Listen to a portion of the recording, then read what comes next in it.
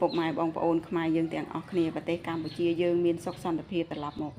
គឺពុកម៉ែបងប្អូនត្រេកអរសប្បាយរីករាយនឹងទទួលយកសុខសន្តិភាពនឹងណាស់បងប្អូនចាទន្ទឹមទាំងនោះមិនត្រឹមតែប្រជាជនខ្មែរយើងទេទោះគាត់នេះជាជនជាតិបរទេសជាអ្នកនាំពាក្យលោកធានាធិបតីដូណាល់ត្រាំ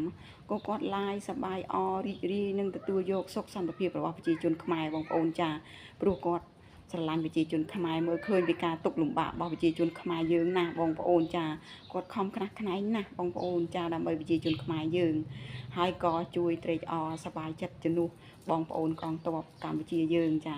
ដែលគាត់បានវិលត្រឡប់មកជួបជុំគ្រួសារប្រពន្ធកូនឪពុកម្ដាយយាយតាបងប្អូនណាចានិយាយពីថាគាត់អោបគ្នាគាត់ហូរទឹកភ្នែកអស់ហើយបងប្អូនចាអ្នកខ្លះហ្នឹងក៏សប្បាយបាត់មាត់មិនចិត្តទេចាអ្នកខ្លះហ្នឹងក៏គាត់ដូចថាហូរទឹកភ្នែកទៅស្រាក់គាត់អោបគ្នាសប្បាយអនឹងហូរទឹកភ្នែកហ្នឹងហូរ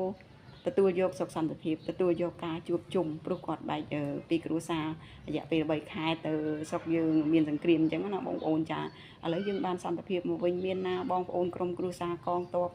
និយាយពីថាគាត់សប្បាយអបងប្អូនណាខ្ញុំឃើញអញ្ចឹងខ្ញុំមានអារម្មណ៍ថារំភើបណាស់ចាដោយថាគាត់មានក្តីសុខត្រឡប់មកវិញណាបងប្អូនក្រោយពីគាត់បែកបាក់គ្រួសារទៅធ្វើសង្គ្រាមអញ្ចឹងណាបងប្អូនចាដល់ពេលឥឡូវបានគាត់ជួបជុំឪពុកម្ដាយជីដូនជីតាវិញប្រពន្ធកូនវិញបងប្អូនអើយចានិយាយថាសប្បាយអរជំនួសពួកគាត់ណាស់ចាជូនពរឲ្យព្រះកងទ័ពយើងមានសុខភាពល្អចាឈ្នះអស់មានសត្រូវទាំងអស់ចា